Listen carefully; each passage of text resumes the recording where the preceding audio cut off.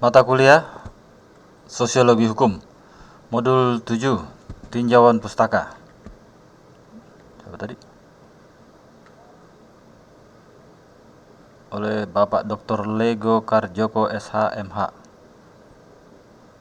Pendahuluan. Tinjauan pustaka mempunyai arti peninjauan kembali pustaka-pustaka yang terkait, review of related literature. Sesuai dengan artinya tersebut, suatu tinjauan pustaka berfungsi sebagai peninjau kembali, review pustaka, laporan penelitian, dan sebagainya. Tentang masalah yang berkaitan tidak selalu harus tepat identik dengan bidang permasalahan yang dihadapi, tetapi termasuk pula yang seiring dan berkaitan, collateral. Tinjauan pustaka berisi uraian teoritis sehingga sering disebut kajian teoritis yang menjadi pisau analisis terhadap pemecahan masalah hukum yang diteliti. Di sini terdapat para sarjana hukum yang mempunyai kualifikasi tinggi, the most highly qualified legal scholarship opinion, digunakan untuk mengkaji masalah hukum yang diteliti. Dengan demikian, tinjauan pustaka memuat uraian sistematis tentang teori dasar yang relevan terhadap fakta hukum dan hasil penelitian sebelumnya yang berasal dari pustaka mutakhir yang memuat teori, proposisi, konsep, dan atau pendekatan terbaru yang berhubungan dengan masalah hukum yang diteliti.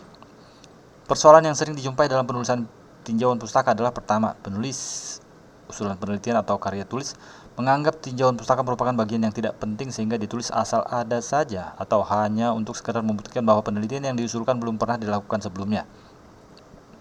Pembuktian keaslian penelitian tersebut sebenarnya hanyalah salah satu dari beberapa kegunaan tinjauan pustaka.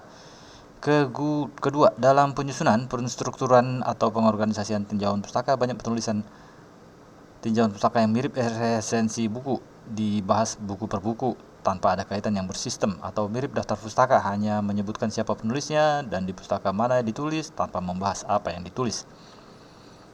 Setelah mempelajari dan memahami modul 5, kok modul 5? Ini kan modul 7. Modul 5 diharapkan mahasiswa mampu, modul 7 maksudnya ya. 1. Menjelaskan kegunaan dan cara-cara penulisan tinjauan pustaka yang lazim dilakukan. 2. Menjelaskan cara pencarian bahan-bahan pustaka terutama dengan memanfaatkan teknologi informasi. Kegiatan belajar 1. Kegunaan dan cara penulisan tinjauan pustaka. A. Kegunaan tinjauan pustaka. Menurut Lidi, kegunaan suatu tinjauan pustaka adalah 1. Mengungkapkan penelitian-penelitian yang serupa dengan penelitian yang akan kita lakukan, dan dalam hal ini diperlihatkan pula cara penelitian tersebut menjawab permasalahan dan merancang metode penelitiannya. 2. Membantu memberikan gambaran tentang metode dan teknik yang dipakai untuk penelitian yang mempunyai permasalahan serupa atau mirip penelitian yang kita hadapi. 3. Mengungkapkan sumber-sumber data atau judul-judul pustaka yang berkaitan yang mungkin belum kita ketahui sebelumnya. 4. Mengenal peneliti-peneliti yang karyanya penting dalam permasalahan yang kita hadapi, yang mungkin dapat dijadikan narasumber atau dapat ditelusuri karya-karya tulisnya yang lain yang mungkin terkait. 5. Memperlihatkan kedudukan penelitian yang akan kita lakukan dalam sejarah perkembangan dengan konteks ilmu pengetahuan atau teori tempat penelitian itu berada. 6. Mengungkapkan ide-ide atau pendekatan-pendekatan yang mungkin belum kita kenal sebelumnya. 7. Membuktikan keaslian penelitian, bahwa penelitian yang kita lakukan berbeda dengan penelitian-penelitian sebelumnya. Dan 8. Mampu menambahkan percaya diri kita pada topik yang kita pilih karena telah ada pihak-pihak lain yang sebelumnya juga tertarik pada topik tersebut dan mereka telah mencurahkan tenaga, waktu, dan biaya untuk meneliti topik tersebut. Menurut Castetter dan Heisler, tinjauan pustaka mempunyai 6 kegunaan sebagai berikut. 1. Mengkaji sejarah permasalahan. Sejarah permasalahan meliputi perkembangan permasalahan dan perkembangan penelitian atas permasalahan tersebut. Pengkajian terhadap perkembangan permasalahan secara kronologis sejak permasalahan tersebut timbul sampai pada keadaan yang dilihat kini akan memberi gambaran yang lebih jelas tentang perkembangan materi permasalahan. Tinjauan dari waktu ke waktu, berkurang atau bertambah parah, apa penyebabnya? Mungkin saja tinjauan seperti ini mirip dengan bagian latar belakang permasalahan yang biasanya ditulis di bagian depan suatu usulan penelitian. Bedanya, dalam tinjauan pustaka, kajian selalu mengacu pada pustaka yang ada. Pengkajian kronologis atas penelitian-penelitian yang pernah dilakukan atas permasalahan akan membantu memberi gambaran tentang apa yang telah dilakukan oleh peneliti-peneliti lain dalam permasalahan tersebut. Gambaran bermanfaat terutama tentang pendekatan yang dipakai dan hasil yang didapat. 2. Membantu pemilihan prosedur penelitian. Dalam merancang prosedur penelitian research design, banyak untungnya untuk mengkaji prosedur-prosedur atau pendekatan yang pernah dipakai oleh peneliti-peneliti terdahulu dalam meneliti permasalahan yang hampir serupa. Pengkajian meliputi kelebihan dan kelemahan prosedur-prosedur yang dipakai dalam menjawab permasalahan. Dengan mengetahui kelebihan dan kelemahan prosedur-prosedur tersebut, kemudian dapat dipilih, diadakan penyesuaian, dan dirancang suatu prosedur yang cocok untuk penelitian yang dihadapi. 3. Mendalami landasan teori yang berkaitan dengan permasalahan. Salah satu karakteristik penelitian adalah kegiatan yang dilakukan haruslah berada pada konteks ilmu pengetahuan atau teori yang ada. Pengkajian pustaka dalam hal ini akan berguna menjadi pisau analisis terhadap pemecahan masalah hukum yang diteliti. Di sini pendapat para sarjana hukum yang mempunyai kualifikasi tinggi, the most highly qualified legal scholars opinion, digunakan untuk mengkaji masalah hukum yang diteliti. Dengan demikian, tinjauan pustaka memuat uraian sistematis tentang teori dasar yang relevan terhadap fakta hukum dan hasil penelitian sebelumnya yang berasal dari pustaka mutakhir yang memuat teori, proposisi, konsep, atau pendekatan terbaru yang berhubungan dengan masalah hukum yang diteliti. 4. Mengkaji kelebihan dan kekurangan hasil penelitian terdahulu. Di bagian awal tulisan ini disebutkan bahwa kegunaan tinjauan pustaka yang dikenal umum adalah untuk membuktikan bahwa penelitian yang diusulkan belum pernah dilakukan sebelumnya. Pembuktian keaslian peneliti ini bersumber pada pengkajian terhadap penelitian-penelitian yang tak pernah dilakukan. Bukti yang dicari bisa saja berupa kenyataan bahwa belum pernah ada penelitian yang dilakukan dalam permasalahan itu, atau hasil penelitian yang pernah ada belum mantap atau masih mengandung kesalahan atau kekurangan dalam beberapa hal dan perlu diulangi atau dilengkapi. Dalam penelitian yang akan dihadapi sering diperlakukan pengacuan terhadap prosedur dan hasil penelitian yang pernah ada. Lihat kegunaan kedua. Kehati-hatian perlu ada dalam pengacuan tersebut. Suatu penelitian mempunyai lingkup keterbatasan serta kelebihan dan kekurangan. Evaluasi yang tajam terhadap kelebihan dan kelemahan tersebut akan berguna terutama dalam memahami tingkat kepercayaan, level of significance. Hal-hal yang perlu dikaji dalam penelitian yang dievaluasi, apakah temuan dan kesimpulan berada di luar lingkup penelitian atau temuan tersebut mempunyai dasar yang sangat lemah. Evaluasi ini menghasilkan penggolongan pustaka ke dalam dua kelompok pustaka utama, significant literature, dan kelompok pustaka penunjang, collateral literature. 5. Menghindari duplikasi penelitian. Kegunaan yang kelima ini agar tidak terjadi duplikasi penelitian. Sangat jelas maksudnya. Masalahnya, tidak semua hasil penelitian dilaporkan secara luas. Dengan demikian, publikasi atau seminar atau jaringan informasi tentang hasil-hasil penelitian sangat penting. Dalam hal ini, peneliti perlu mengetahui sumber-sumber informasi pustaka dan juga mempunyai hubungan atau akses dengan sumber-sumber tersebut. Tinjauan pustaka berkaitan dengan hal ini berguna untuk membeberkan seluruh pengetahuan yang ada sampai saat ini terkait dengan permasalahan yang dihadapi, sehingga dapat meyakinkan bahwa tidak terjadi duplikasi. 6. Menunjang perumusan permasalahan. Kegunaan yang keenam dan taktis ini berkaitan dengan perumusan masalah. Pengkajian pustaka yang meluas tapi tajam, komprehensif dan bersistem pada akhirnya harus diakhiri dengan suatu kesimpulan yang memuat permasalahan apa yang tersisa, yang memerlukan penelitian, yang membedakan penelitian yang diusulkan dengan penelitian-penelitian yang pernah dilakukan sebelumnya. Dalam kesimpulan tersebut, rumusan permasalahan ditunjang kemantapannya atau justified. 6. Cara penulisan tinjauan pustaka. Kok 6? Itu B. Tinjauan pustaka berisi uraian teoritis sehingga sering disebut kajian teoritis yang menjadi pisau analisis terhadap pemecahan masalah hukum yang diteliti. Dengan demikian, tinjauan pustaka memuat uraian sistematis tentang teori dasar yang relevan terhadap fakta hukum dan hasil penelitian sebelumnya yang berasal dari pustaka mutakhir yang memuat teori, proposisi, konsep, atau pendekatan terbaru yang berhubungan dengan masalah hukum yang diteliti. Untuk memberikan pemahaman dalam menulis tinjauan pustaka yang baik, di bawah ini disampaikan dua contoh tinjauan pustaka. Pertama, skripsi Ahud dan Ari Kurniawan yang berjudul Fungsi Peraturan Perundang-undangan mengenai Tenaga Kerja Asing Sektor Perbankan dalam Program Alih Pengetahuan. Adapun rumusan masalah adalah sebagai berikut. Secara teoritis, peraturan perundang-undangan mengenai tenaga kerja asing dapat mendorong terjadinya alih pengetahuan perbankan apabila terdapat sinkronisasi aturan dan kepastian pengertian mengenai kewajiban alih pengetahuan dan sanksinya. Berdasarkan teori tersebut, maka permasalahan penelitian adalah sebagai berikut. 1. Apakah sudah terdapat sinkronisasi peraturan perundang-undangan mengenai tenaga kerja asing mengenai presisi pengaturan kewajiban alih pengetahuan perbankan dan sanksinya? 2. Apabila sudah ada sinkronisasi, apakah peraturan perundang-undangan mengenai tenaga kerja asing dapat mendorong terjadinya alih pengetahuan perbankan? Untuk menjawab masalah penelitian, Hud dan Ari menulis tinjauan pustaka sebagai berikut. A. Teori Fuller mengajukan suatu pendapat untuk mengukur apakah kita pada suatu saat dapat berbicara mengenai adanya suatu sistem hukum. Ukuran tersebut diletakkan pada 8 asas yang dinamakan Principles of Legality, yaitu 1. 1. Suatu sistem hukum harus mengandung peraturan-peraturan. Yang dimaksud di sini adalah bahwa ia tidak boleh mengandung sekedar keputusan-keputusan yang bersifat ad hoc. 2. Peraturan-peraturan yang telah dibuat itu harus diumumkan. 3. Tidak boleh ada peraturan yang berlaku surut atau oleh karena apabila yang demikian itu ditolak, maka peraturan itu tidak bisa dipakai untuk menjadi pedoman tingkah laku. Membolehkan pengaturan secara berlaku surut berarti merusak integritas peraturan yang ditujukan untuk berlaku bagi waktu yang akan datang. 4. Peraturan-peraturan harus disusun dalam rumusan yang bisa dimengerti. 5. Suatu sistem tidak boleh mengandung peraturan-peraturan yang bertentangan satu sama lain.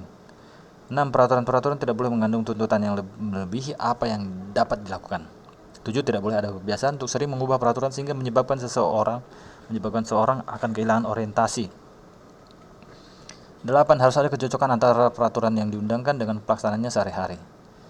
Filler sendiri mengatakan bahwa kedelapan asas yang diajukannya itu sebetulnya lebih dari sekedar persyaratan bagi adanya suatu sistem hukum, melainkan memberikan pengkualifikasian terhadap sistem hukum yang mengandung suatu moralitas tertentu.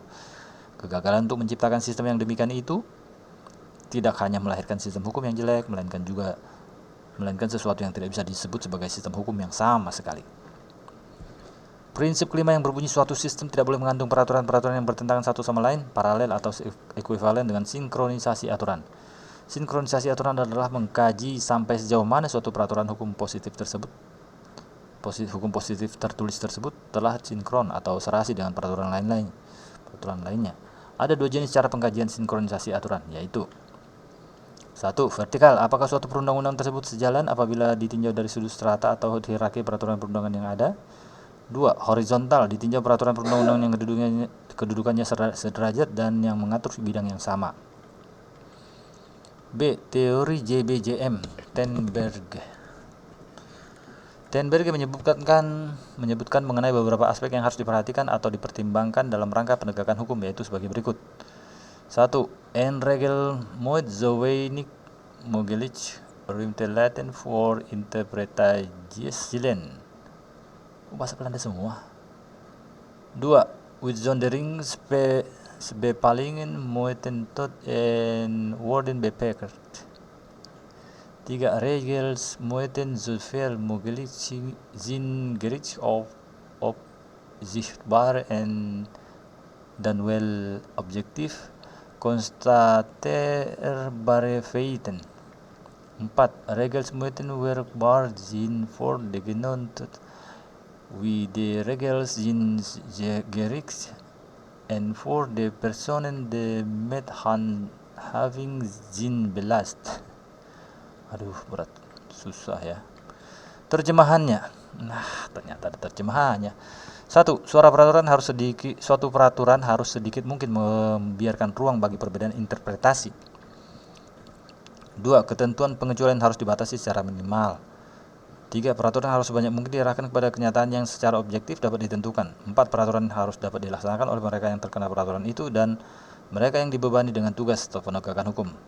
Teori yang dikemukakan JBJM Tenberge pada huruf A tersebut di atas paralel atau ekuivalen dengan prinsip keempat dari prinsip-prinsip legalitas atau Principles of Legality, teori Fuller, yaitu peraturan-peraturan harus disusun dalam rumusan yang bisa dimengerti. Keparalelan dari teori tersebut terletak pada bagaimana suatu peraturan hukum dapat menampilkan norma hukum sehingga dapat ditangkap oleh masyarakat. Berkaitan dengan hal di atas, Sacipto Raharja mengemukakan bahwa suatu peraturan hukum merupakan pembadanan dari norma hukum. Peraturan hukum menggunakan berbagai unsur atau kategori sarana untuk menampilkan norma hukum sehingga dapat ditangkap oleh masyarakat. Unsur-unsur peraturan hukum tersebut meliputi pengertian hukum atau konsep hukum, standar hukum, dan asas hukum. Peraturan hukum menggunakan pengertian-pengertian atau konsep-konsep untuk menyampaikan kehendaknya. Pengertian-pengertian tersebut merupakan abstraksi dari barang-barang yang pada dasarnya bersifat konkret dan individual. Ada yang diangkat dari pengertian sehari-hari dan ada pula yang diciptakan secara khusus sebagai suatu pengertian teknik. Pengertian hukum mempunyai isi dan batas-batas yang jelas serta dirumuskan secara pasti. Dalam hal pengertian hukum memiliki kadar kepastian yang relatif kurang, maka pengisiannya untuk menjadi pasti diserahkan kepada praktek penafsiran, terutama oleh pengadilan. Pengertian hukum yang mempunyai kadar kepastian yang kurang itu disebut sebagai standar hukum. Menurut Patton, standar tersebut merupakan suatu sarana bagi hukum untuk berkembang sesuai dengan perkembangan masyarakatnya. Unsur yang penting dan pokok dari peraturan hukum adalah asas hukum. Asas hukum merupakan landasan yang paling luas bagi lahirnya suatu peraturan hukum. Ini berarti bahwa peraturan-peraturan hukum itu pada dasarnya bisa dikembalikan kepada asas-asas tersebut. Asas hukum bukan peraturan hukum, namun tidak ada hukum yang bisa dipahami tanpa mengetahui asas-asas hukum yang ada di dalamnya. Karena hal inilah yang memberi makna etis kepada peraturan-peraturan hukum serta tata hukum. C. Teori Hans Kelsen, prinsip validitas. Konsep hierarki norma hukum merujuk pada pandangan Hans Kelsen sebagai teori hierarki norma hukum, Stufenbau des Recht, Stufenbau Theory. Menurut Hans Kelsen, tatanan hukum merupakan suatu tatanan urutan norma-norma dari tingkatan-tingkatan yang berbeda. Kesatuan norma-norma ini ditunjukkan oleh fakta bahwa pembentukan norma yang lebih rendah ditentukan oleh norma yang lebih tinggi, yang pembentukannya ditentukan oleh norma lain yang lebih tinggi lagi. Rangkaian proses pembentukan hukum ini diakhiri oleh suatu norma dasar tertinggi. Norma dasar merupakan norma yang validitasnya tidak dapat diperoleh dari norma lain yang lebih tinggi. Semua norma yang validitasnya dapat ditelusuri ke satu norma dasar yang sama, membentuk suatu sistem norma atau suatu tatanan norma. Norma dasar yang menjadi sumber utama ini merupakan pengikat di antara semua norma-norma yang berbeda yang membentuk suatu tatanan norma. Bahwa suatu norma termasuk ke dalam sistem norma tertentu, ke dalam tatanan normatif tertentu, dapat diuji hanya dengan mengonfirmasikan bahwa norma tersebut memperoleh validitasnya dari norma dasar yang membentuk tatanan norma tersebut. Stufenbau des Recht diilhami oleh Adolf Merkl, murid Hans Kelsen, yang mengatakan suatu norma hukum ke atas bersumber pada norma yang di atasnya, tetapi ke bawah ia menjadi sumber bagi norma di bawahnya. Betul. Konsekuensinya, masa berlaku norma hukum tergantung pada norma hukum yang berada di atasnya, sehingga apabila norma hukum yang berada di atasnya dicabut atau dihapus, maka norma-norma hukum yang ada di bawahnya dicabut atau terhapus pula. Teori Hans Kelsen dikembangkan oleh muridnya Hans Nawiecki yang menyatakan bahwa selain berlapis-lapis dan berjenjang-jenjang, norma hukum juga dapat dikelompokkan menjadi 4 kelompok besar, yaitu norma fundamental, Staatsfundamentalnorm, aturan dasar atau pokok negara, Staatsgrundgesetz, undang-undang formal, Formelgesetz, aturan pelaksana dan aturan otonom, Verordnung en Autonomsatzung. Berdasarkan teori Hans Nawiecki tersebut, A. Hamid S. At-Tamimi membandingkannya dengan teori Hans Kelsen dan penerapannya pada struktur dan tata hukum di Indonesia. Untuk menjelaskan hal tersebut, A. Hamid S. At-Tamimi menggambarkan perbandingan antara Hans Kelsen dan Hans Nawiecki tersebut dalam bentuk piramida. Selanjutnya, A. Hamimi S. At-Tamimi menunjukkan struktur hierarki tata hukum Indonesia dengan menggunakan teori Hans Nawiecki. Berdasarkan teori tersebut, struktur tata hukum Indonesia adalah 1. Staatsfundamentalnorm, Pancasila atau pembukaan dasar Undang-Undang Dasar 1945. 2. Staatsgrundgesetz, batang tubuh UUD 1945 atau MPR dan Konvensi Ketatanegaraan. 3. Formelgesetz, undang-undang. 4. Verordnung en Autonomsatzung. Secara hierarkis mulai dari peraturan pemerintah hingga keputusan bupati atau wali kota. Teori hierarki norma hukum dari Hans Kelsen tersebut diacu pada pasal 7 ayat 2 Undang-Undang Nomor 12 Tahun 2011 yang menegaskan kekuatan hukum peraturan perundang-undangan sesuai dengan hierarki tersebut dalam ayat 1 sebagai berikut. 1. Undang-Undang Dasar Negara Republik Indonesia tahun 1945. 2. Ketetapan Majelis Permusyawaratan Rakyat. 3. Undang-undang atau peraturan pemerintah pengganti undang-undang. 4. Peraturan pemerintah, peraturan presiden, peraturan daerah provinsi, dan peraturan daerah kabupaten atau kota. Selain peraturan perundang-undangan tersebut dalam pasal 7, dalam pasal 8 Undang-Undang Nomor 12 Tahun 2011 dinyatakan diakui keberadaannya dan mempunyai kekuatan hukum mengikat sepanjang diperintahkan oleh peraturan perundang-undangan yang lebih tinggi atau dibentuk berdasarkan kewenangan. Peraturan yang ditetapkan oleh Majelis Permusyawaratan Rakyat, Dewan Perwakilan Rakyat, Dewan Perwakilan Daerah, Mahkamah Agung, Mahkamah Konstitusi, Badan Pemeriksaan Keuangan, Komisi Yudisial, Bank Indonesia, Menteri, Badan, Lembaga atau komisi yang setingkat yang dibentuk dengan undang-undang atau pemerintah atas perintah undang-undang. Dewan Perwakilan Rakyat Daerah Provinsi, Gubernur, Dewan Perwakilan Rakyat Daerah, Kabupaten atau Kota, Bupati, Wali Kota, Kepala Desa atau yang setingkat.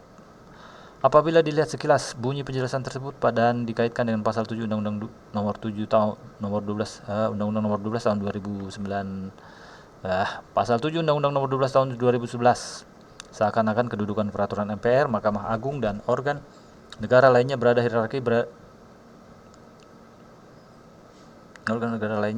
secara hierarki berada secara hierarki berada di bawah peraturan daerah. Akan tetapi apabila dicermati bunyi ketentuan pasal 8 akan terlihat bahwa peraturan yang dibuat oleh organ negara tersebut tidak lebih rendah dari peraturan daerah. Hal ini bergantung kepada diperintahkan oleh peraturan perundang-undangan yang mana. Jika diperintahkan oleh undang-undang, peraturan Bank Indonesia misalnya dapat dikatakan setingkat dengan peraturan pemerintah karena sama-sama diperintahkan oleh undang-undang sehingga merupakan regulation. Sebaliknya, apabila diperintahkan oleh peraturan pemerintah, peraturan Bank Indonesia berada di bawah peraturan pemerintah dan dalam hal ini merupakan delegated regulation. Oh, gitu. Dengan demikian, bukan lembaga yang menerbitkan peraturan perundangan itu yang menentukan kedudukannya, melainkan peraturan perundang-undangan yang mana yang memerintahkan dan yang menentukan kedudukan peraturan perundang-undangan dalam hierarki peraturan undang-undang Republik Indonesia. Validitas hukum berarti bahwa norma hukum itu mengikat, bahwa orang harus berbuat sesuai dengan yang diharuskan oleh norma hukum, bahwa orang harus mematuhi dan menerapkan norma hukum. Hans Kelsen. Norma hukum satuan tetap valid selama norma tersebut merupakan bagian dari suatu tata hukum yang valid. Jika konstitusi yang pertama ini valid, maka semua norma yang telah dibentuk menurut secara yang konstitusional juga valid. Untuk menilai apakah peraturan perundang-undangan dapat mendorong alih pengetahuan digunakan indikator validitas, kewajiban hukumnya, dan sanksi. Konsep kewajiban merupakan suatu konsep khusus dari lapangan moral yang menunjuk kepada norma moral dalam hubungannya dengan individu terhadap siapa tindakan tersebut diharuskan atau dilarang oleh norma tersebut. Konsep ini pun tidak lain kecuali sebagai pasangan dari konsep norma hukum. Kewajiban hukum semata-mata merupakan norma hukum dalam kewajibannya dengan individu yang terhadap perbuatannya. Sanksi dilekatkan di dalam norma hukum tersebut. Sedangkan sanksi diberikan oleh tata hukum dengan maksud untuk menimbulkan perbuatan tertentu yang dianggap dikehendaki oleh pembuat undang-undang. Sanksi hukum memiliki karakter sebagai tindakan memaksa. 2. Konsep hukum ketenagakerjaan. Hukum perburuhan atau ketenagakerjaan merupakan spesies dari genus hukum umumnya. Berbicara tentang batasan pengertian hukum, hingga saat ini para ahli belum menemukan batasan yang baku tentang serta memuaskan semua pihak tentang hukum. Hal itu disebabkan karena hukum itu sendiri mempunyai bentuk serta segi yang beragam. Ahli hukum berkebangsaan Belanda J. van Kaan mendefinisikan hukum sebagai keseluruhan ketentuan-ketentuan kehidupan yang bersifat memaksa, yang melindungi kepentingan orang dalam masyarakat. Pendapat lainnya dikemukakan oleh Wiryono Prajadikoro yang menyatakan bahwa hukum adalah serangkaian peraturan mengenai tingkah laku orang-orang sebagai anggota masyarakat, sedangkan satu-satunya tujuan hukum adalah menjamin kebahagiaan dan keterlibatan dalam masyarakat. Selain itu, Purnadi Purwacaraka dan Surjono Sukanto menyebutkan 9 arti hukum yakni diulang lagi nih.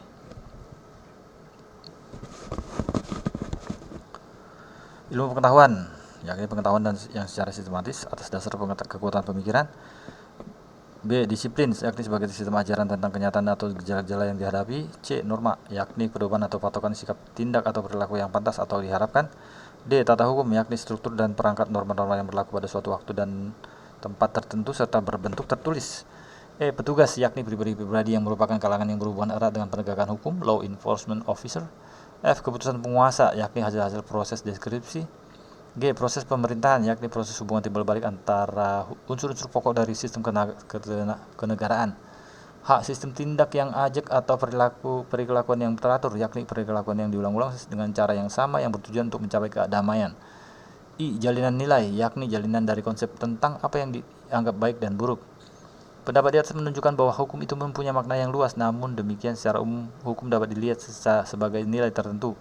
Jika hukum dalam kajian ini dibatasi norma, tidak berarti hukum identik dengan norma, sebab norma merupakan pedoman manusia dalam bertingkah laku. Dengan demikian dapat dikatakan bahwa norma hukum merupakan salah satu dari sekian banyak pedoman tingkah laku selain norma agama, kesopanan, dan kesusilaan.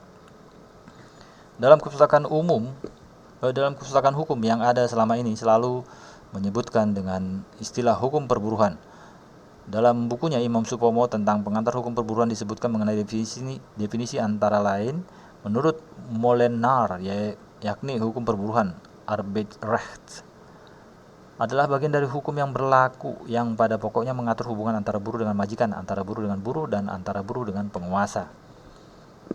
MRMG Levenbach menyebutkan bahwa hukum perburuan adalah hukum yang berkenaan dengan keadaan kehidupan yang berlangsung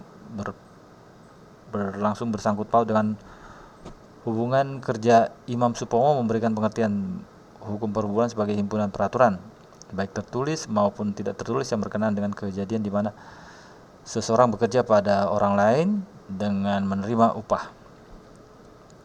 Mengkaji pengertian yang diberikan oleh Imam Supomo, tampak jelas bahwa hukum perburuan setidak-tidaknya mengandung unsur: A. Himpunan teratur, baik tertulis maupun tidak tertulis; B. Berkenaan dengan suatu kejadian atau peristiwa; C. Seseorang bekerja pada orang lain; dan D. Upah. Dari unsur-unsur di atas jelaslah bahwa substansi hukum perburuan hanya menyangkut peraturan yang mengatur hubungan hukumnya seseorang yang disebut buruh bekerja pada orang lain yang disebut majikan, bersifat keperdataan. Jika tidak mengatur hubungan hukum di luar hubungan kerja, konsep ini sesuai dengan pengertian buruh berdasarkan peraturan perundang-undangan perundang-undangan saat itu, yakni Undang-Undang Nomor 22 Tahun 1957 tentang penyelesaian perburuan, yang memberikan pengertian buruh adalah barang siapa yang bekerja pada majikan dan dengan menerima upah. Pasal 1 ayat 1 huruf A, sedangkan majikan adalah orang atau badan hukum yang bekerjakan buruh. Selain itu, dari pengertian hukum perburuan yang diberikan oleh Imam Supomo tersebut, jelaslah bahwa pandangan tersebut didasarkan pada aliran hukum Eropa kontinental. Aliran tersebut memandang hukum identik dengan undang-undang, padahal hukum selain bersumberkan pada undang-undang juga bersumber pada kebiasaan, perjanjian, traktat, dan jurisprudensi. Selain itu, hukum yang tidak tertulis sulit ditemukan kodifikasinya. Batasan pengertian buruh yang telah mengilhami para penulis saat ini itu dalam memberikan batasan hukum perburuan atau ketenaga kerjaan. Saat ini kondisinya telah berubah dengan intervensi pemerintah yang sangat dalam di bidang perburuan atau ketenaga kerjaan, sehingga kebijaksanaan yang dikeluarkan oleh pemerintah sudah semakin luas, tidak hanya aspek hukum yang berhubungan dengan hubungan kerja saja, tetapi sebelum dan sesudah hubungan kerja. Konsep ini secara jelas tertuang dalam Undang-Undang Nomor 13 Tahun 2003 tentang ketenaga kerjaan. Dalam pasal 1 angka 1 Undang-Undang Nomor 13 Tahun 2003 tentang ketenaga kerjaan menyebutkan bahwa ketenaga kerjaan adalah hal yang berhubungan dengan tenaga kerja pada waktu sebelum, selama, dan sesudah masa kerja.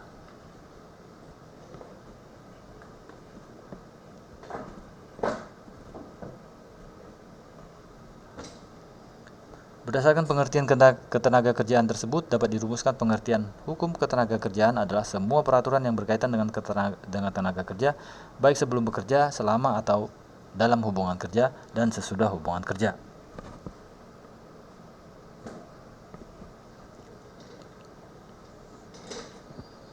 Jadi pengertian hukum ketenaga kerjaan lebih luas dari hukum perburuan yang selama ini dikenal dan yang ruang lingkupnya hanya berkenaan dengan hubungan hukum antara hukum dengan majikan dalam hubungan kerja saja. 3. Kaidah hukum dan asas hukum. Agar suatu peraturan perundang-undangan dapat berlaku efektif, maka secara substansial harus memperhatikan asas perundang-undangan. Menurut Purnadi Purwacaraka dan Surjono Sukanto, ada 6 asas perundang-undangan sebagai berikut. A. Undang-undang tidak boleh berlaku surut. Asas ini dapat dibaca dalam pasal 3 Algemene Bepaling van Wetgeving, yang terjemahannya berbunyi, undang-undang hanya mengikat untuk masa mendatang dan tidak mempunyai kekuatan yang berlaku surut. Selain itu, juga dicantumkan dalam pasal 1 ayat 1 KUHP yang terjemahannya berbunyi, tiada peristiwa yang dapat dipidana kecuali atas dasar kekuatan suatu aturan perundang-undangan yang mendahulukan.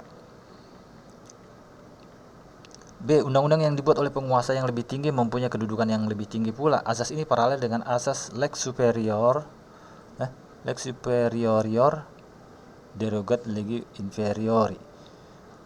Apabila terjadi pertentangan antara peraturan perundang-undangan yang secara hierarkis lebih rendah dengan yang lebih tinggi, peraturan perundang-undangan yang hierarkinya lebih rendah tersebut harus disisihkan. C. Undang-undang yang bersifat khusus menyampingkan undang-undang yang bersifat umum, lex specialis derogat legi generali. Asas ini merujuk pada dua peraturan perundang-undangan yang secara hierarkis mempunyai kedudukan yang sama. Akan tetapi, ruang lingkup materi muatan antara kedua peraturan perundang-undangan itu tidak sama, yaitu yang satu merupakan peraturan secara khusus dari yang lain. D. Undang-undang yang berlaku belakangan membatalkan undang-undang yang berlaku terdahulu, lex posterior derogat legi priori. Undang-undang tidak dapat diganggu-gugat. F. Undang-undang sebagai sarana untuk memaksimalkan mungkin dapat mencapai kesejahteraan spiritual dan material bagi masyarakat maupun individu melalui pembaharuan atau pelestarian asas welfare state Agar suatu peraturan perundang-undangan tidak hanya sebagai huruf mati, maka perlu dipenuhi persyaratan-persyaratan tertentu, yaitu 1. Keterbukaan dalam pembuatannya. 2. Memberikan hak kepada anggota masyarakat untuk mengajukan usulan-usulan dengan cara mengundang masyarakat yang berminat untuk menghadiri pembicaraan terhadap peraturan tertentu dan mengundang organisasi tertentu yang terkait dengan memberikan masukan terhadap rancangan undang-undang yang disusun. Selain asas perundang-undangan tersebut di atas, agar suatu kaidah hukum efektif dan dalam pelaksanaannya, menurut Abdul Ghani dalam bukunya Lalu khususnya tentang pengantar hukum ketenagakerjaan Indonesia, maka setiap peraturan hukum yang diberlakukan dan atau dikenakan kepada anggota masyarakat, maka seyogianya apabila peraturan tersebut dinyatakan telah memenuhi beberapa persyaratan tersebut diperlukan karena orang ingin mendapatkan jaminan bahwa peraturan hukum tersebut akan ditaati oleh masyarakat sehingga tidak banyak menimbulkan kesulitan dalam penegakannya. Selanjutnya dikatakan bahwa persyaratan formil dan material yang harus dipenuhi guna tercapainya peraturan yang baik guna usaha-usaha penegakan hukum. Persyaratan formil menyangkut cara, kekuasaan, dan wewenang pembuat peraturan ditambah dengan pemenuhan persyaratan mengenai tata urutan. Jika persyaratan ini tidak memperoleh perhatian, maka peraturan hukum yang diberlakukan justru menjadi tidak fungsional dan karenanya tujuan daripada peraturan hukum tersebut tidak akan tercapai, sedangkan persyaratan material didasarkan atas pertimbangan-pertimbangan diantaranya. A. Kelangsungan peraturan hukum. B. Jangkauan pikiran jauh ke depan sekaligus berarti mencegah lekas usangnya suatu peraturan hukum. C. Memperpendek jarak waktu antara pengaturan dan fakta. D. Penjaminan hak atas kepentingan warga masyarakat secara proporsional. E. Permasalahan yang diatur secara menyeluruh. F. Mempertimbangkan tata urutan perundang-undangan. G. Mencegah timbulnya kemungkinan poliinterpretabilitas terhadap peraturan hukum. H. Penggunaan bahasa. Untuk memudahkan dalam memahami kerangka teori tersebut, di atas dibuat kerangka pemikiran sebagai berikut. Hukum merupakan tata perilaku manusia. Hukum sebagai kumpulan peraturan atau kaidah mempunyai isi yang bersifat umum dan normatif umum karena berlaku pada setiap orang dan normatif karena menentukan apa yang diseyogianya dilakukan orang. Sifatnya umum dan normatif. Oke. Apa yang tidak boleh dilakukan atau harus dilakukan serta menentukan bagaimana cara melaksanakan kepatuhan pada kaidah-kaidah. Namun undang-undang itu tidak sempurna. Tidak mungkin undang-undang itu mengatur segala kehidupan manusia secara tuntas. Ada kalanya undang-undang itu tidak lengkap dan ada kalanya undang-undang itu tidak jelas. Meskipun tidak lengkap atau tidak jelas, undang-undang harus dilaksanakan. Menurut Schur, pandangan dari masyarakat modern tentang hukum adalah bahwa hukum buatan manusia yang sering hanya berupa instrumen untuk menundukkan dan mengeksploitasi suatu golongan oleh golongan lain. Tujuannya adalah sepenuhnya utilitarian, sementara keselamatan hidup manusia, keamanan harta benda dan pemilikan, keamanan dan ketertiban, kebahagiaan dan kesejahteraan atau dari masyarakat keseluruhannya atau dari golongan yang berkuasa dalam masyarakat. Norma-normanya bersifat relatif, bisa diubah dan bergantung pada keadaan. Dalam sistem hukum yang demikian itu, tidak ada yang dianggap abadi atau suci.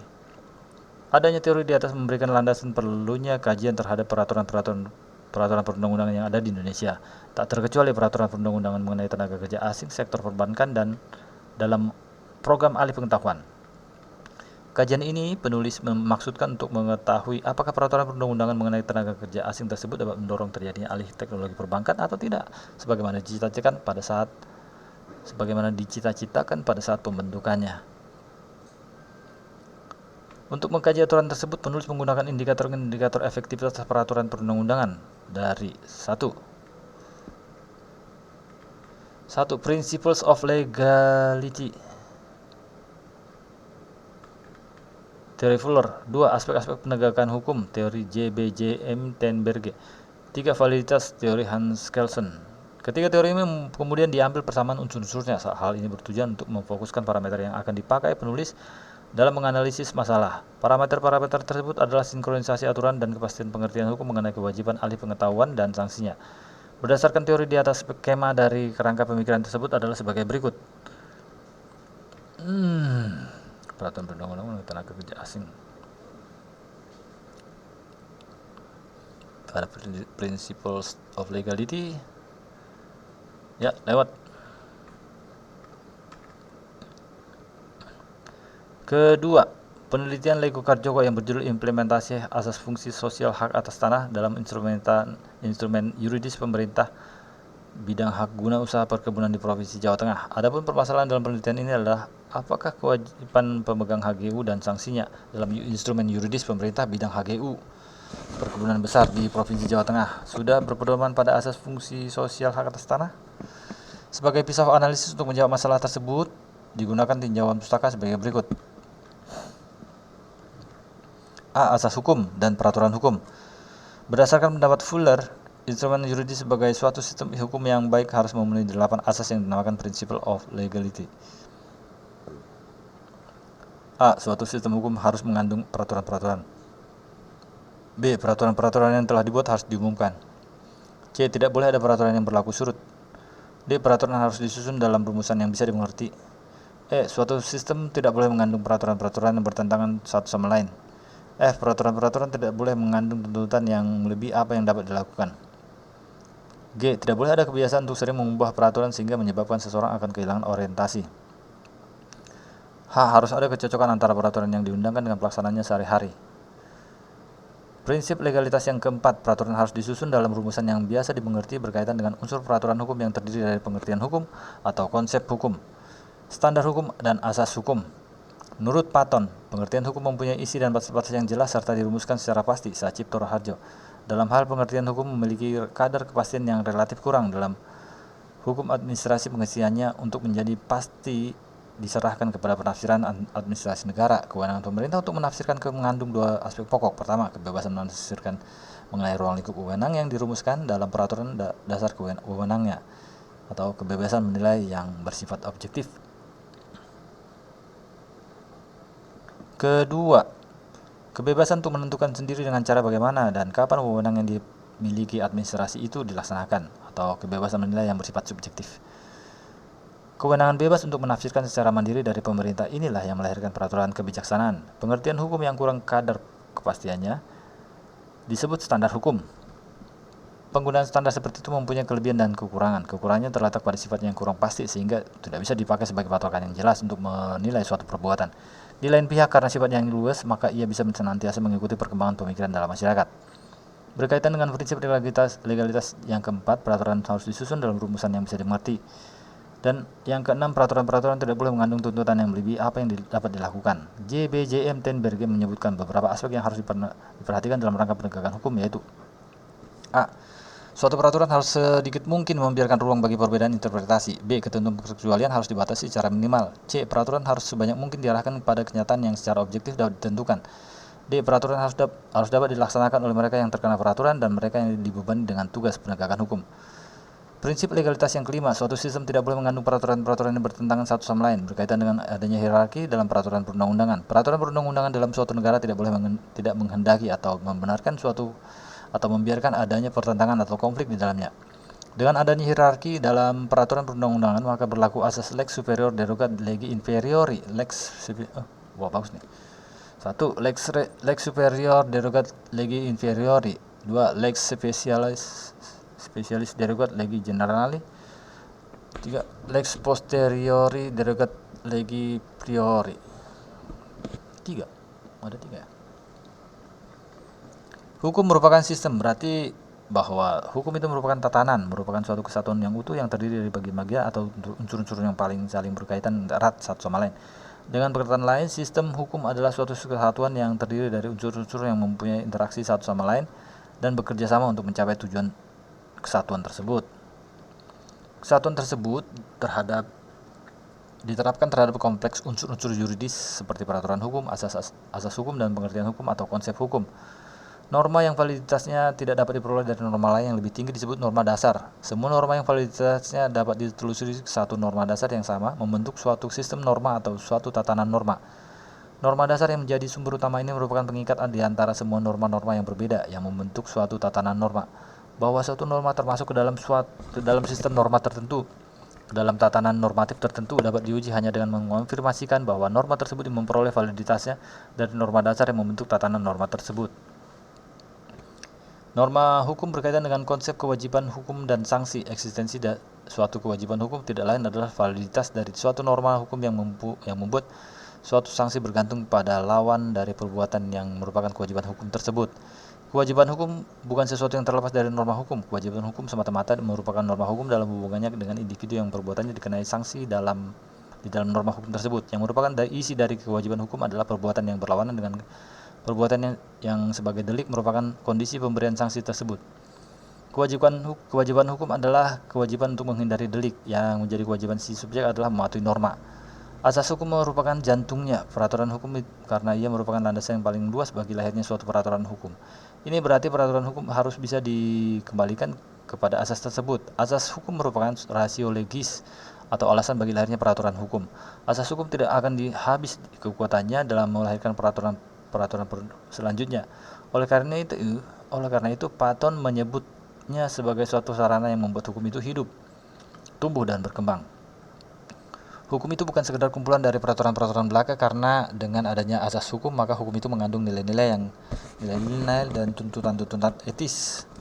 Menurut H.J. van Eyck-Mahomes, asas hukum membentuk isi norma hukum yang dirumuskan pada peraturan hukum. Tanpa asas hukum maka norma hukum akan kehilangan kekuatan mengikatnya. Asas-asas hukum dapat dibedakan antara asas hukum konstitutif dengan asas hukum regulatif yang sejajar dengan pembedaan antara asas hukum umum dengan asas hukum khusus. Asas hukum konstitutif merupakan asas yang harus ada bagi kehidupan suatu hukum, sedangkan asas hukum regulatif perlu bagi berprosesnya sistem hukum tersebut. Pembentukan kaidah hukum yang tidak didasarkan pada asas hukum konstitutif menghasilkan kaidah yang secara material bukan merupakan kaidah hukum. Apabila asas hukum regulatif tidak diperhatikan, maka yang dihasilkan adalah kaidah hukum yang tidak adil. B. Asas fungsi sosial hak atas tanah. Hukum merupakan sistem, berarti bahwa hukum itu merupakan tatanan, merupakan suatu kesatuan yang utuh yang terdiri dari bagian-bagian atau unsur-unsur yang saling berkaitan erat satu sama lain. Kesatuan tersebut diterapkan terhadap kompleks unsur-unsur yuridis seperti peraturan hukum, asas hukum, dan pengertian hukum. Norma hukum berkaitan dengan konsep kewajiban hukum dan sanksi. Semua norma yang validitasnya dapat ditelusuri ke satu norma dasar yang sama membentuk suatu sistem norma atau suatu tatanan norma. Norma dasar yang menjadi sumber utama ini merupakan pengikat di antara semua norma-norma yang berbeda yang membentuk suatu tatanan norma. Asas hukum merupakan jantungnya. Peraturan hukum karena ia Asas hukum merupakan jantungnya peraturan hukum karena ia merupakan landasan yang paling luas bagi lahirnya suatu peraturan hukum. Ini berarti peraturan hukum harus bisa dikembalikan kepada asas tersebut. Berdasarkan pendapat Hans Kelsen dan Platon, maka dapat dikatakan bahwa asas fungsi sosial hak atas tanah merupakan dasar validitas instrumen yuridis yang digunakan oleh pemerintah untuk mencegah penelantaran perkebunan besar. Budi Harsono meletakkan asas fungsi sosial hak atas tanah sebagai kewajiban-kewajiban pemegang hak yang diatur dalam pasal 6, 7, 10, 11, 12, 13, 14, 15 UU PA. Apa tuh? Agraria. Peraturan agraria. Menurut pasal 6 UU PA, semua hak atas tanah mempunyai fungsi sosial. Dalam penjelasan umum angka 2/4 UU PA, hak atas tanah apapun yang ada pada seseorang tidaklah dapat dibenarkan bahwa tanahnya itu akan dipergunakan atau tidak dipergunakan semata-mata untuk kepentingan pribadinya, apalagi kalau hal itu menimbulkan kerugian bagi masyarakat. Penggunaan tanah harus disesuaikan dengan keadaan dan sifat daripada haknya sehingga bermanfaat baik bagi kesejahteraan dan kebahagiaan yang mempunyainya maupun bersamaan bermanfaat pula bagi masyarakat dan negara. Tetapi dalam pada itu, ketentuan tersebut tidak berarti bahwa kepentingan perorangan akan terdesak sama sekali oleh kepentingan umum atau masyarakat. Undang-Undang Pokok Agraria memperhatikan pula kepentingan perorangan. Kepentingan masyarakat dan kepentingan perorangan haruslah saling mengimbangi hingga pada akhirnya tercapailah tujuan pokok, kemakmuran, keadilan, dan kebahagiaan yang bagi rakyat seluruhnya. Berhubungan dengan fungsi sosialnya, maka adalah suatu hal yang sewajarnya bahwa tanah itu harus dipelihara baik-baik agar bertambah kesuburannya serta dicegah kerusakannya. Kewajiban memelihara tanah ini tidak saja dibebankan kepada pemiliknya atau pemegang haknya yang bersangkutan, melainkan menjadi beban pula dari setiap orang. Badan hukum atau instansi yang mempunyai suatu hubungan hukum dengan tanah itu. Pasal 15. Dalam melaksanakan ketentuan ini akan diperhatikan kepentingan pihak yang ekonomi lemah. Adanya fungsi sosial hak atas tanah berarti bahwa tanah juga bukan komoditas perdagangan, biarpun dimungkinkan tanah yang dipunyai dijual jika ada keperluan. Dengan demikian tanah tidak boleh dijadikan objek investasi semata-mata. Asas fungsi sosial hak atas tanah melahirkan 3 kewajiban bagi pemegang hak atas tanah. A. Menggunakan tanah sesuai dengan keadaannya atau sifat dan tujuan pemberian haknya. B. Kewajiban memelihara tanah. Dalam pasal 15 UU PA dinyatakan memelihara tanah termasuk menambah kesuburannya serta mencegah kerusakannya adalah kewajiban tiap-tiap orang, badan hukum dan instansi atau instansi yang mempunyai hubungan hukum dengan tanah itu dengan memperhatikan pihak yang ekonomi lemah. C. Kewajiban mengerjakan mengusahakan sendiri tanah pertanian. Dalam pasal 10 ayat 1 dinyatakan orang dan badan hukum yang mempunyai sesuatu hak atas tanah pertanian pada dasarnya diwajibkan mengerjakan atau mengusahakannya sendiri secara aktif dengan mencegah cara-cara pemerasan. Menurut penjelasan umum butir 7 pasal 10 memuat suatu asas yang pada dewasa ini sedang menjadi dasar daripada perubahan-perubahan dalam struktur pertanahan hampir di seluruh dunia, yaitu di negara-negara yang telah atau sedang menyelenggarakan apa yang disebut land reform atau agraria reform, yaitu bahwa tanah pertanian harus dikerjakan atau diusahakan secara aktif oleh pemiliknya sendiri. Mengerjakan atau mengusahakan sendiri secara aktif berarti bahwa yang mempunyai hak itu secara langsung turut serta dalam proses produksi. Ini tidak berarti bahwa segala pekerjaan harus dilakukannya sendiri. Mempergunakan tenaga buruh masih diperbolehkan, tapi jika demikian harus dicegah cara-cara pemerasan. Pemberian upah yang terlampau rendah kepada buruh tani yang membantu mengerjakan dan mengusahakan tanah merupakan cara pemerasan yang bertentangan dengan cita-cita keadilan. Sehubungan dengan hal ini, dalam pasal 14 ayat 3 UU PA diperintahkan supaya pemerintah harus berusaha memajukan kepastian dan jaminan sosial termasuk bidang perburuan dalam usaha-usaha di lapangan agraria. Bahwa buruh harus diberi upah yang layak merupakan konsekuensi pasal 11 ayat 1 UU PA yang melarang penguasaan atas penghidupan dan pekerjaan orang lain yang melampaui batas.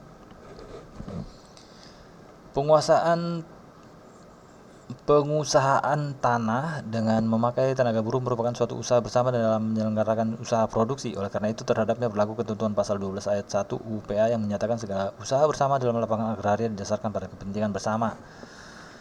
Ketentuan contoh pasal 10 ayat 1 UU PA adalah ada pengecualiannya yang diatur dalam peraturan perundang-undangan. Hal ini dinyatakan dalam penjelasan umum angka 2 butir 7 bahwa dalam keadaan susunan masyarakat kita, maka ketentuan ini masih membuka kemungkinan adanya dispensasi. Misalnya, seorang pegawai negeri untuk persediaan hari tuanya mempunyai suatu tanah 2 hektar dan berhubung dengan pekerjaannya tidak mungkin dapat mengusahakannya sendiri. Kiranya harus dimungkinkan untuk terus memiliki tanah tersebut. Selama itu tanahnya boleh diserahkan kepada orang lain untuk diusahakan dengan perjanjian sewa bagi hasil dan lain-lain. Setelah ia tidak bekerja lagi pensiun, tanah itu harus diusahakan sendiri secara aktif. Menurut pasal 10 ayat 2, pelaksanaan asas yang tercantum dalam ayat 1 memerlukan peraturan lebih lanjut dengan peraturan perundang-undangan. Dalam hubungan ini, penjelasan umum angka 2 butir 7 menyatakan agar semboyan ini dapat diwujudkan perlu adanya ketentuan-ketentuan lain. Misalnya perlu ada ketentuan tentang batas minimum minimum luas tanah yang harus dimiliki oleh orang tani supaya ia mendapatkan penghasilan yang cukup untuk biaya hidup layak bagi diri sendiri dan keluarganya. Perlu ada ketentuan mengenai batas maksimum luas tanah yang boleh dipunyai, pasal 17, agar dicegah tertumpuknya tanah di tangan golongan-golongan tertentu saja. Menurut pasal 28 ayat 2, HGU diberikan atas tanah yang luasnya paling sedikit 5 hektar dengan ketentuan bahwa jika luasnya 25 hektar atau lebih harus memakai investasi modal yang layak dan teknik perusahaan yang baik sesuai dengan perkembangan zaman. Menurut penjelasan pasal 28, hal tersebut untuk mendorong supaya pemakaian dan penguasaan tanahnya dilakukan dengan efisien. Dan demikian, pasal 10 ini tidak mewajibkan pemilik tanah untuk melepaskan tanahnya kepada yang sekarang menggarapnya. Pasal ini hanya mewajibkan supaya tanah yang sekarang digarapnya pada orang lain pada waktunya dikerjakan sendiri oleh yang mempunyai.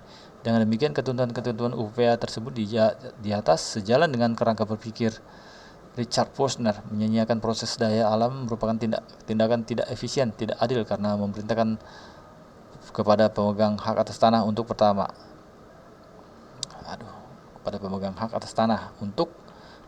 berusaha agar tanahnya itu memberikan manfaat bagi dirinya sekaligus bagi seluruh masyarakat dengan memindahkan sifat dan tujuan dari pemberian haknya. Kedua, memelihara baik-baik tanahnya agar bertambah kesuburannya dan mencegah kerusakannya. Ketiga, mengerjakan atau mengusahakan sendiri tanah pertanian. Para spekulan sebagai profit maximizing akan cenderung untuk membeli tanah seluas-luasnya karena tanah merupakan investasi yang aman dan harganya cenderung naik.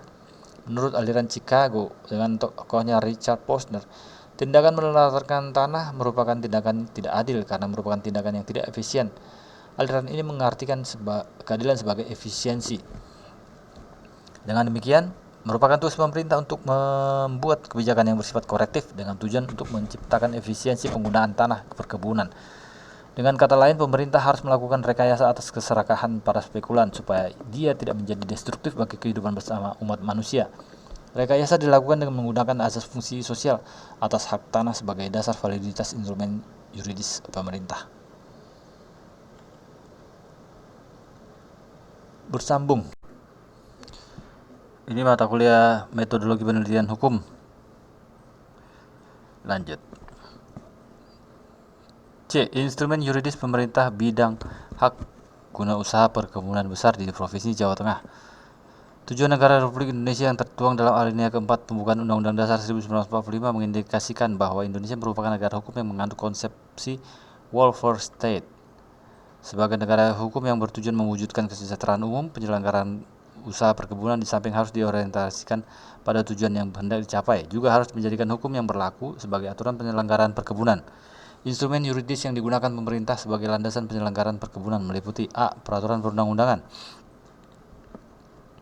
Menurut penjelasan pasal 1 ayat 2 pasal 1 angka 2 Undang-Undang Nomor 5 Tahun 1986 tentang Peradilan Tata Usaha Negara, peraturan perundang-undangan adalah semua peraturan yang bersifat mengikat secara umum yang dikeluarkan oleh Badan Perwakilan Rakyat bersama pemerintah, baik di tingkat pusat maupun di tingkat daerah, serta semua keputusan badan atau pejabat tata usaha negara baik di tingkat pusat maupun di tingkat daerah yang juga mengikat umum.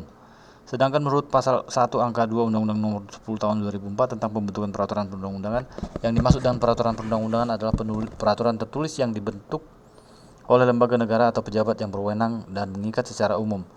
Dalam pasal 7 ayat 1 Undang-Undang Nomor 10 Tahun 2004 dinyatakan bahwa jenis dan hierarki peraturan perundang-undangan adalah sebagai berikut. Undang-Undang Dasar Negara Republik Indonesia tahun 1945. 2. Undang-Undang Peraturan Pemerintah Pengganti Undang-Undang. 3. Peraturan Pemerintah. 4. Peraturan Presiden. 5. Peraturan Daerah. Menurut Hans Kelsen, kaidah hukum mempunyai kekuatan berlaku apabila penetapannya didasarkan atas kaidah yang lebih tinggi tingkatannya. Suatu kaidah hukum merupakan suatu sistem kaidah secara hierarki. Di dalam norma dasar Grundnorm terdapat dasar berlakunya semua kaidah yang berasal dari satu tata hukum. Dari Grundnorm itu hanya dapat dijabarkan berlakunya kaidah hukum dan bukan isinya. B. Ketetapan tata hukum negara, ketetapan tata usaha negara (KTUN). Menurut pasal 1 angka 3 Undang-Undang Nomor 5 Tahun 1986, ketetapan tata usaha negara adalah suatu penetapan tertulis yang dikeluarkan oleh badan atau pejabat tata usaha negara yang berdasarkan peraturan perundang-undangan yang berlaku, bersifat konkret, individual, dan final yang menimbulkan akibat hukum bagi seseorang atau badan hukum perdata. Perbuatan KTUN harus memenuhi persyaratan material dan formal agar keputusan tersebut menjadi sah menurut hukum dan memiliki kekuatan hukum untuk dilaksanakan. Syarat-syarat material terdiri dari A1. Organ pemerintahan yang membuat ketetapan harus berwenang. 2. Ketetapan tidak boleh mengandung kekurangan yuridis seperti penipuan, paksaan, atau suap, kesesatan. 3. Ketetapan harus berdasarkan suatu keadaan atau situasi tertentu. 4. Ketetapan harus dilaksanakan dan tanpa melanggar peraturan lain, serta isi dan tujuan ketetapan harus sesuai dengan isi dan tujuan peraturan dasarnya. C. Peraturan kebijaksanaan. Menurut Philippus M. Hajon, peraturan kebijaksanaan pada hakikatnya merupakan produk dari perbuatan tata usaha negara yang bertujuan menampakkan keluar suatu kebijakan tertulis. Peraturan kebijaksanaan hanya berfungsi sebagai bagian dari operasional penyelenggaraan tugas-tugas pemerintahan, sehingga tidak dapat mengubah ataupun menyimpangi peraturan perundang-undangan. Secara praktis, kewenangan diskresioner administrasi negara yang kemudian melahirkan peraturan kebijaksanaan mengandung dua aspek pokok. Pertama, kebebasan menafsirkan mengenai ruang lingkup wewenang yang dirumuskan dalam peraturan dasar wewenang.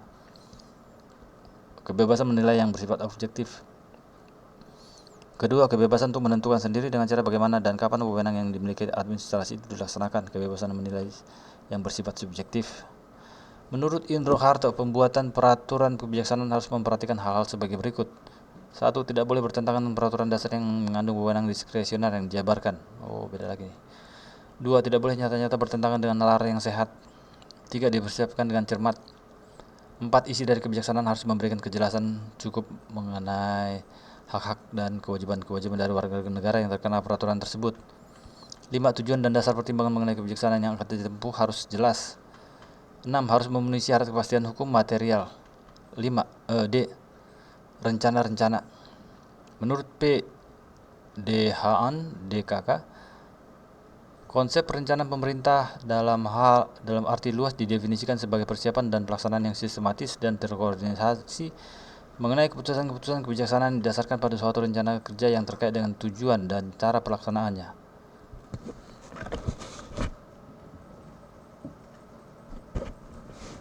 Perizinan. Menurut Syahran Basah, izin adalah perbuatan hukum administrasi negara bersegi satu yang mengaplikasikan peraturan dalam hal konkret berdasarkan persyaratan dan prosedur sebagaimana ditetapkan oleh ketentuan peraturan perundang-undangan. Pada umumnya, wewenang pemerintah untuk mengeluarkan izin itu ditentukan secara tegas dalam peraturan perundang-undangan yang menjadi dasar dari perizinan tersebut. Menurut Markus Lukman, dalam penerapannya, kewenangan pemerintah dalam bidang izin itu bersifat diskresionare power atau berupa kewenangan bebas, dalam arti kepada pemerintah diberi kewenangan untuk mempertimbangkan atas dasar inisiatif sendiri dari hal-hal yang berkaitan dengan izin. Izin merupakan instrumen yuridis yang digunakan oleh pemerintah untuk mempengaruhi para warga agar mau mengikuti cara yang dianjurkan guna mencapai suatu tujuan konkret. Menurut Syahran Basah, izin berfungsi selaku ujung tombak instrumen hukum sebagai pengarah, perekayasa, dan perancang masyarakat adil dan makmur itu dijelmakan. Hal ini berarti lewat izin dapat diketahui bagaimana gambaran masyarakat adil dan makmur itu terwujud. Ini berarti persyaratan-persyaratan yang terkandung dalam izin merupakan pengendali dalam memfungsikan izin itu sendiri. Menurut Prayudi Atmosurjiryo, berkenaan dengan fungsi hukum modern, izin dapat diletakkan dalam fungsi menertibkan masyarakat. Menurut Suhino, syarat-syarat dalam izin bersifat konstitutif dan kondisional. Bersifat konstitutif karena ditentukan suatu perbuatan tertentu yang harus terlebih dahulu dipenuhi. Artinya dalam hal pemberian izin itu ditentukan suatu perbuatan konkret dan bila tidak dipenuhi dapat dikenai sanksi. Bersifat kondisional karena penilaian tersebut harus ada dan dapat dinilai setelah perbuatan yang disyaratkan itu terjadi. Penentuan persyaratan dan prosedur dilakukan secara sepihak oleh pemerintah sejalan dengan peraturan perundang-undangan yang menjadi dasar perizinan tersebut. Untuk menilai apakah instrumen yuridis yang digunakan pemerintah sudah mengacu pada asas fungsi sosial hak atas tanah, digunakan indikator konsep validitas kewajiban hukum dan sanksi. Instrumen yuridis norma hukum berkaitan dengan konsep kewajiban hukum dan sanksi. Eksistensi suatu kewajiban hukum tidak lain adalah validitas dari suatu norma yang membuat suatu sanksi bergantung kepada lawan dari perbuatan yang merupakan kewajiban hukum tersebut. Kewajiban hukum bukan sesuatu yang terlepas dari norma hukum. Kewajiban hukum semata-mata merupakan norma hukum dalam hubungannya dengan individu yang perbuatannya dikenai sanksi dalam norma hukum tersebut. Yang merupakan isi dari kewajiban hukum adalah perbuatan yang berlawanan dengan perbuatan yang sebagai delik merupakan kondisi pemberian sanksi tersebut. Kewajiban hukum adalah kewajiban untuk menghindari delik. Yang menjadi kewajiban si subjek adalah mematuhi norma. Hans Kelsen. Dalam hal ilmu hukum dipahami sebagai ilmu tentang kaidah atau norma hukum adalah suatu kaidah yang bersifat memaksa, dan apabila ada orang melanggar kaidah tersebut maka ia diancam dengan sanksi yang tegas dan nyata. Sanksi merupakan bagian penting dalam setiap pengaturan perundang-undangan. Bahkan JBJM Tenberge menyebutkan bahwa sanksi merupakan inti dari penegakan hukum administrasi. Sanksi diperlukan untuk menjamin kepenegakan hukum administrasi. Menurut Philippus M. Hajon, pada umumnya tidak ada gunanya memasukkan kewajiban-kewajiban dan larangan-larangan bagi para warga di dalam peraturan perundang-undangan tata usaha negara, ketika aturan tingkah laku itu tidak dapat dipaksakan oleh tata usaha negara.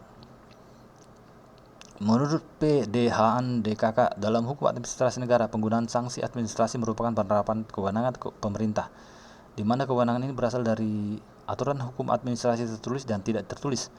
Pada umumnya memberikan kewenangan kepada pemerintah untuk menetapkan norma-norma hukum administrasi tertentu, diiringi pula dengan memberikan kewenangan untuk menegakkan norma tersebut melalui penerapan sanksi bagi mereka yang melanggar norma hukum administrasi tersebut. J.J. Oosterbrink mengatakan bahwa sanksi administratif adalah sanksi yang muncul dari hubungan antara pemerintah warga negara dan yang dilaksanakan tanpa perantara pihak ketiga atau kekuasaan peradilan, tetapi dapat secara langsung dilaksanakan oleh administrasi sendiri. Penerapan sanksi secara bersama-sama dapat bersama-sama antara hukum administrasi dengan hukum lainnya dapat terjadi, yakni kumulasi internal dan kumulasi eksternal. Kumulasi eksternal merupakan penerapan sanksi administrasi secara bersama-sama dengan sanksi lain seperti sanksi pidana atau sanksi perdata. Adapun kumulasi internal merupakan penerapan 2 atau lebih sanksi administrasi secara bersama-sama. Secara umum dapat dikenal 4 macam sanksi dalam hukum administrasi, yaitu paksaan pemerintah, penarikan kembali putusan yang menguntungkan, pengenaan uang paksa oleh pemerintah, pengenaan denda administrasi. Spekulan tanah berprinsip profit maximizing, artinya selalu berupaya untuk memastikan bahwa manfaat marginal benefit akan lebih besar atau setidaknya sama besar dengan marginal cost. Berdasarkan prinsip profit maximizing ini, spekulan tanah mengartikan perbuatan melanggar hukum sebagai perbandingan antara marginal benefit dengan marginal cost. Bila marginal benefit lebih besar dari marginal cost, maka hal ini bukan sebagai perbuatan melanggar hukum, tetapi bila marginal benefit lebih kecil dari marginal cost, maka ini merupakan perbuatan melanggar hukum. Menurut Richard Posner, fungsi dasar dari hukum menurut perspektif ekonomi adalah merubah, mengendalikan, bahkan mempermainkan insentif melalui cost dengan meninggikan atau merendahkan. Makin tinggi cost maka semakin berkurang pelanggaran hukum. Dengan demikian dapat dikatakan bahwa masih adanya HGU perkebunan terlantar karena keuntungan atau manfaat yang diperoleh spekulan tanah lebih besar daripada cost atau sanksi dari peraturan perundang-undangan HGU di perkebunan terlantar. Untuk memudahkan dalam memahami kerangka teoritis tersebut, di atas disusun kerangka pemikiran sebagai berikut. Hukum merupakan sistem, berarti bahwa hukum itu merupakan tatanan, merupakan suatu kesatuan yang utuh yang terdiri dari bagian-bagian atau unsur-unsur yang saling berkaitan erat satu sama lain. Kesatuan tersebut diterapkan terhadap kompleks unsur-unsur yuridis seperti peraturan hukum, asas hukum, dan pengertian hukum.